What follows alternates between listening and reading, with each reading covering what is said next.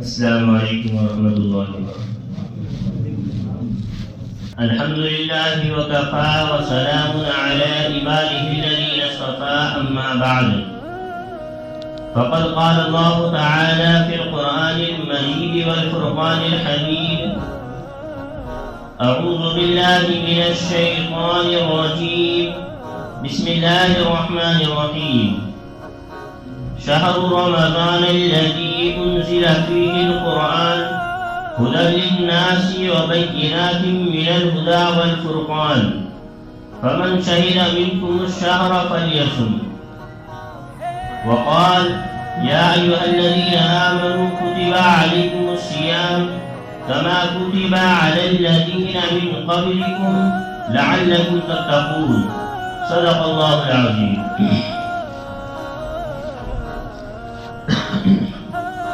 میرے محترم بزرگوں اور عزیز ساتھیوں، اللہ تبارک و تعالی کا احسان و کرم ہے کہ اس نے ہمیں ایک عظیم مہینہ عنایت عطا فرمایا. یہ مبارک مہینہ ہے جس میں اللہ تبارک و تعالی اپنے بندوں کی بخشش کرنے اور اس کو معاف کرنے کے بہانے تلاش کرتے رہتے ہیں. یہ ایک ایسا مہینہ ہے کہ جس کے بارے میں پیارے آقا صلی اللہ علیہ وسلم دعا فرمایا کرتے تھے: وَبَلِّغْنَا رمضان، یا اللہ ہمیں رمضان المبارک تک پہنچا دیجیے. یعنی ہماری زندگی کو اتنا بڑھا دیجیے، ہمیں زندگی میں اتنی مہلت دے دیجیے کہ ہم رمضان المبارک کے انوار و برکات کو پا لیں.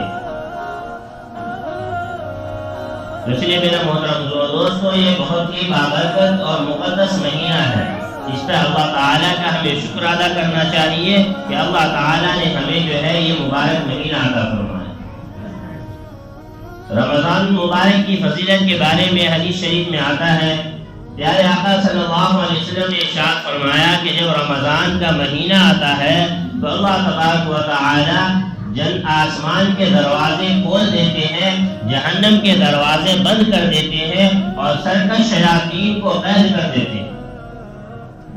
ایک دوسری حدیث میں آتا ہے کہ جب رمضان مبارک کا مہینہ آتا ہے تو اللہ تبارک و تعالی جنت کے دروازے کھول دیتے ہیں. اسی طرح ترمذی شریف کی روایت میں آتا ہے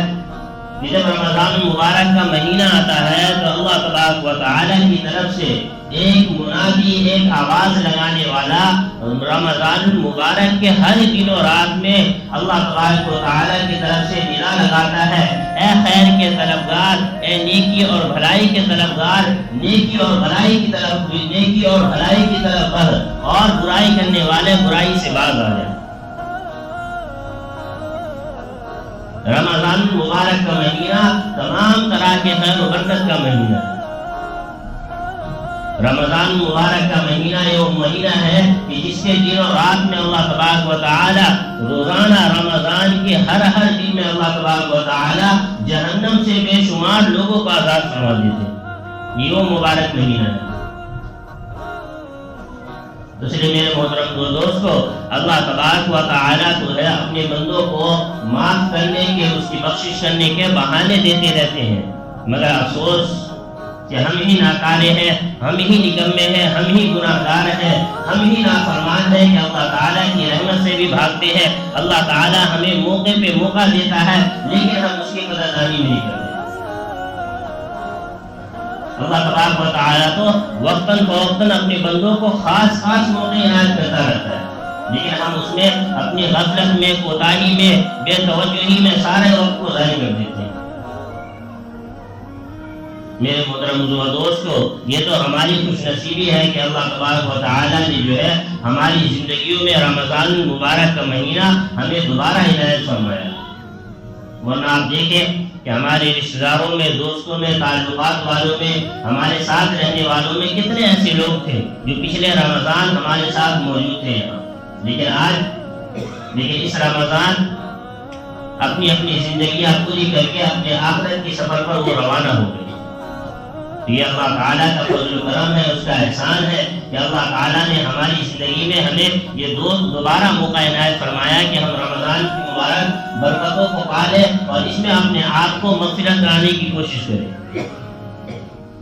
اس لیے میرے محترم دوستو، ہمیں چاہیے کہ ہم اس رمضان کو زیادہ سے زیادہ عبادت میں گزارنے کی کوشش کریں، لاپرواہی میں، کوتاہی میں، کھیل کود میں، فضول باتوں میں وقت کو ضائع نہ کریں۔ ہم جیسے غیر رمضان میں اپنے وقت کو ضائع کرتے ہیں ویسے رمضان میں بھی ضائع کرتے ہیں، اس لیے ایسا بالکل بھی نہ کریں۔ عام طور پر ہم روزہ رکھتے ہیں، ہم کہتے ہیں، حالانکہ حدیث میں آتا ہے کہ رمضان مبارک کا ایک لمحہ ایسا ہے کہ جس کے ایک لمحے میں اللہ تبارک و تعالیٰ کی رحمت ایسے برستی ہے جیسے موسلادھار بارش برستی ہے۔ لیکن افسوس کہ ہمیں یہ چیزیں نظر نہیں آتی، اور اس کی ایک وجہ یہ ہے کہ ہم حقیقتاً جو ہے رمضان کو صحیح طریقے سے گزارتے نہیں، اس لیے ہمیں اس کے انوار و برکات جو ہے وہ نظر بھی نہیں آتے۔ اگر ہم صحیح طریقے پر جس طرح اللہ کے پیارے حبیب صلی اللہ علیہ وسلم نے ہمیں رمضان کو گزارنے کا طریقہ بتایا ہے، اس کے مطابق اگر ہم اپنی زندگی کو گزاریں، ہم اس رمضان کو گزاریں، تو ہمیں اس کے انوار و برکات انشاءاللہ دنیا میں بھی دیکھنے کو ملیں گے۔ لیکن ہم اس کو بالکل بھی ضائع کر دیتے ہیں، اسی وجہ سے اس کے انوار و برکات ہمیں نظر نہیں آ رہے۔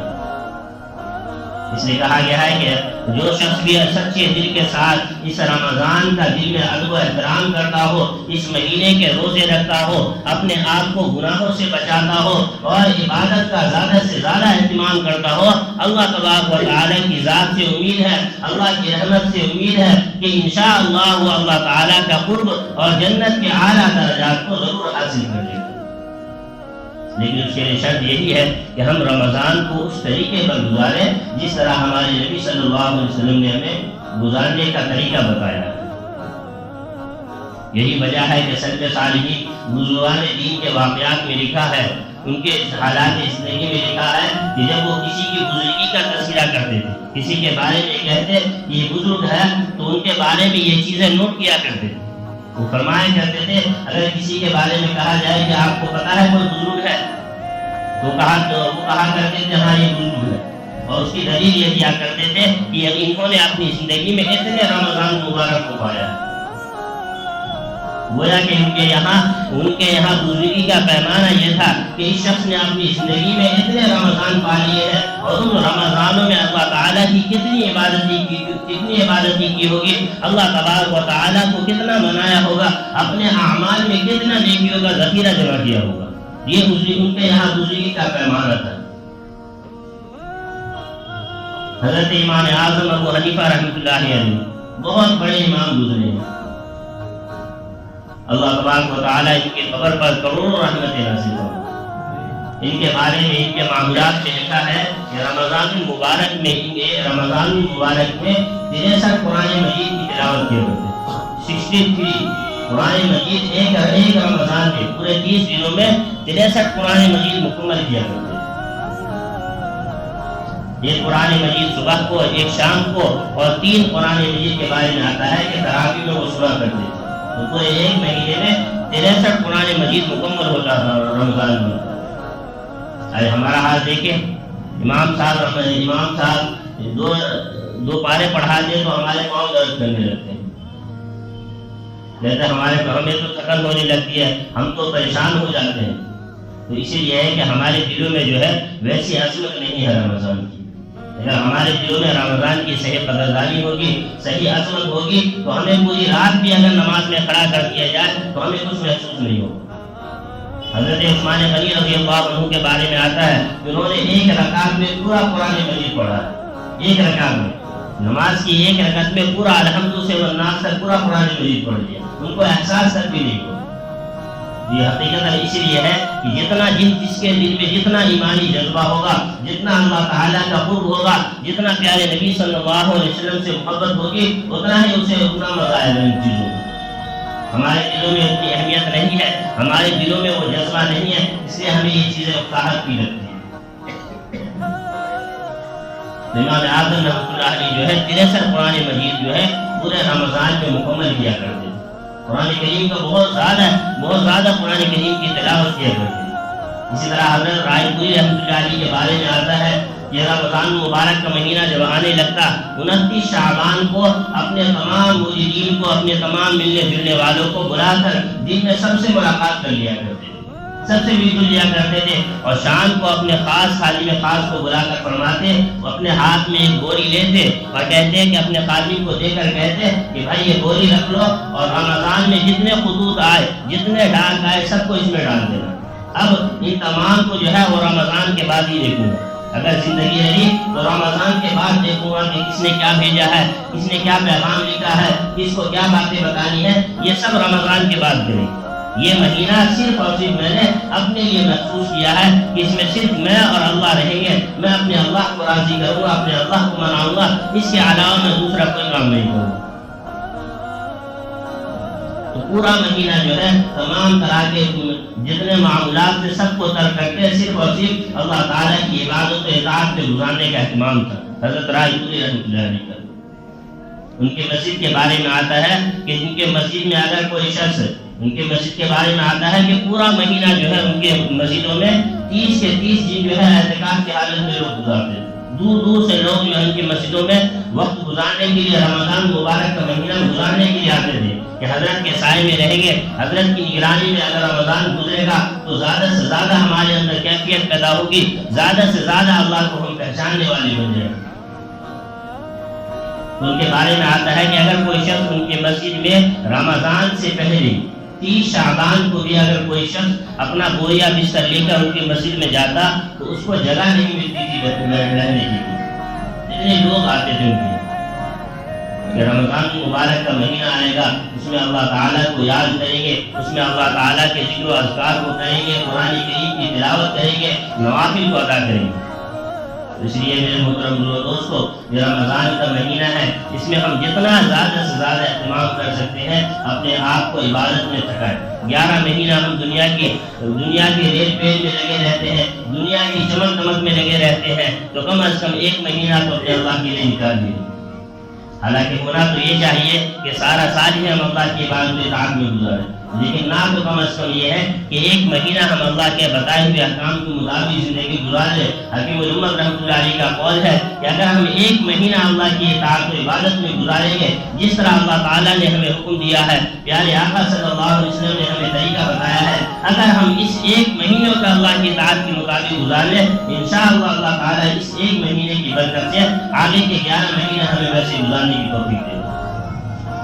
اس کے لیے شرط ہے لیکن ہم اس 1 مہینے کے جو ہے اس کے مطابق گزارنے کی کوشش کریں۔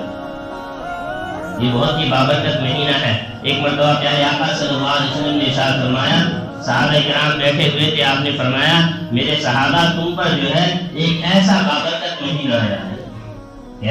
ایک ایسا بابرکت مہینہ آیا ہے کہ جس میں اللہ تبارک و تعالیٰ تمہاری طرف متوجہ ہوتے،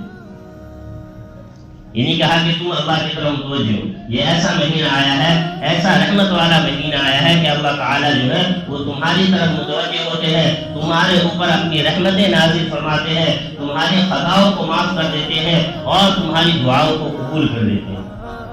یہ ایسا مہینہ ہے۔ اور پھر آگے فرمایا کہ اللہ تبارک و تعالیٰ جو ہے اس میں تمہارے تنافس کو دیکھتے ہیں،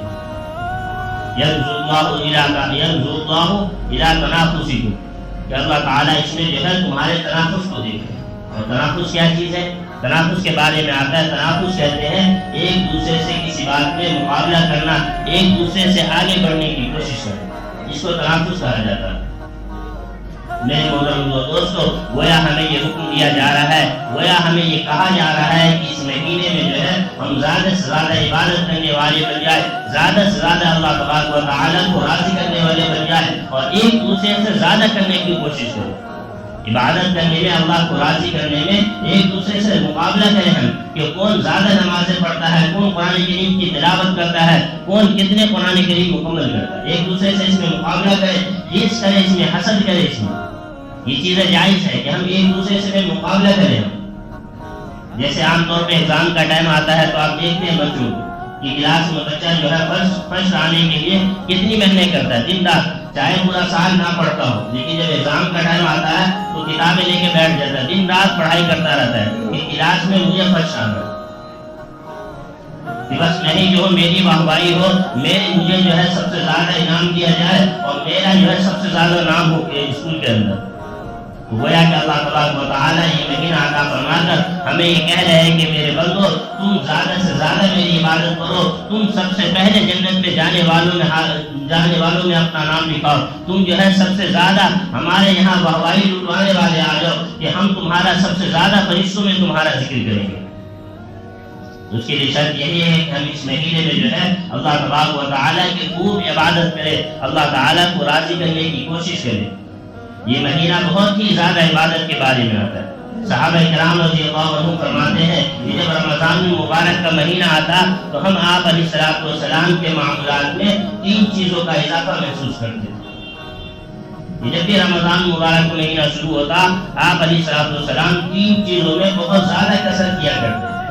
سب سے پہلی چیز کہ جب رمضان مبارک کا مہینہ آتا آپ عبادت میں بہت زیادہ کوشش، بہت زیادہ جستجو کیا کرتے تھے، اللہ تبارک و تعالیٰ کی بہت زیادہ عبادت کیا کرتے تھے۔ حالانکہ آپ کے معمولات غیر رمضان میں یہ ہے، کتابوں میں لکھا ہے کہ آپ علیہ السلام رات کو نمازوں میں اتنی لمبی لمبی رکعتیں پڑھا کرتے تھے کہ آپ کے پاؤں پہ برم آ جاتا تھا۔ یہ غیر رمضان کی باتیں ہیں، تو سوچے رمضان میں کتنی عبادتیں کرتے ہوں گے آپ علیہ السلام۔ اس لیے میرے محترم دوستو ہمیں بھی چاہیے کہ ہم رمضان میں زیادہ سے زیادہ عبادت کریں۔ دوسری چیز فرمایا کہ دوسری چیزوں میں جو اضافہ محسوس کرتے ہیں کہ جب رمضان کا مہینہ آتا تو آپ علیہ الصلوۃ والسلام دل کھول کر خرچ کیا کرتے، بہت زیادہ صدقہ خیرات کیا کرتے۔ اور تیسری چیز فرمایا کہ جب رمضان کا مہینہ آتا تو ہم آپ علیہ الصلوۃ والسلام کو دیکھتے کہ آپ اللہ کے یہاں ہاتھ اٹھا کر بہت زیادہ رویا کرتے تھے، بہت زیادہ اللہ تبارک و تعالیٰ کی مناجات کیا کرتے تھے، اپنے رب کو راضی کرنے کی کوشش کیا کرتے تھے۔ اس لیے میرے محترم دوستو ہمیں بھی چاہیے کہ ہم اس مہینے میں جتنا زیادہ ہو سکے اللہ تعالیٰ کی عبادت کریں، اللہ کے احکام کے مطابق زندگی کو گزارنے کی کوشش کریں، زیادہ سے زیادہ قرآن کریم کی تلاوت کریں، نوافل کا اہتمام کریں، ذکر و اذکار کی کوشش کریں جتنا زیادہ ہم سے ہو سکے۔ اور دوسری چیز کہ اللہ تبارک و تعالیٰ نے ہمیں جیسی مالی استطاعت دی ہے، جیسی اللہ تعالیٰ نے حیثیت دی ہے، اس کے مطابق زیادہ سے زیادہ خرچ کرنے کی کوشش کریں۔ یہ مہینہ ایسا ہے کہ اس میں 1 کے بدلے 70 دینے کا وعدہ ہے، اور یہ 70 دینے کا وعدہ تو ایک مثال ہے۔ نہ جان اللہ تعالیٰ کی رحمت سے نا امیدی نہیں ہے، اللہ تعالیٰ 1 کے بدلے میں 1000 بھی دے دے گا۔ اگر ہم اچھی نیت کے ساتھ، اخلاص سے نیت کے ساتھ کوئی کام کریں گے، اگر چاہے 1 روپے بھی اگر ہم کسی کو سچی نیت سے دیں گے، انشاءاللہ اللہ تعالیٰ کی یہاں وہ 1 روپے بھی 1 لاکھ کے برابر ہو جائے، مگر شرط یہ ہے کہ ہم اچھی نیت کے ساتھ دیں۔ اس لیے میرے محترم دوستو اللہ تعالیٰ نے اگر ہمیں مال و دولت دی ہے، جس کو اللہ نے جیسی استطاعت دی ہے اس کے مطابق اس مہینے میں زیادہ سے زیادہ خرچ کرنے کی کوشش کریں۔ اور تیسری کہ ہم عبادات بھی کریں، اللہ تعالیٰ کی راہ میں خرچ بھی کریں، لیکن ان کے کرنے کے بعد اللہ تعالیٰ سے دعا ضرور کریں۔ ان تمام کاموں کو کرنے کے بعد اللہ تعالیٰ سے دعا ضرور کرے، کیونکہ دعا جو ہے تمام عبادات کا لفظ ہے، تمام عبادات کا مجموعہ ہے۔ کوئی شخص صبح سے لے کر شام تک کام کرے اور اس کو چپ چاپ چلا جائے، اس کو کیا فائدہ حاصل ہو؟ ہم نمازیں تو پڑھتے رہے، تلاوت کرتے رہے، لیکن اس کا صلہ اللہ تعالیٰ سے نہ مانگے تو کیا ہوگا ہمارا؟ اس نے کہا گیا کہ تمام عبادات کرنے کے بعد اللہ تبارک و تعالیٰ سے جو ہے آخر میں دعا ضرور کرے اور اللہ سے رو رو کر مانگے کہ اللہ ہم تو اس قابل نہیں ہیں، ہم نے ایسی عبادات نہیں کی جیسی کرنی چاہیے تھی، لیکن جیسی بھی ٹوٹی پھوٹی کی ہے یا اللہ اپنی بارگاہ میں قبول کر لے اور اس کو ہماری نجات کا ذریعہ بنا لے۔ کریں گے بھائی؟ اللہ تبارک و تعالیٰ سے دعا بھی کریں، اللہ تعالیٰ ہم سبھی کو زیادہ سے زیادہ اس مہینے میں عبادات کرنے کی توفیق عطا فرمائے۔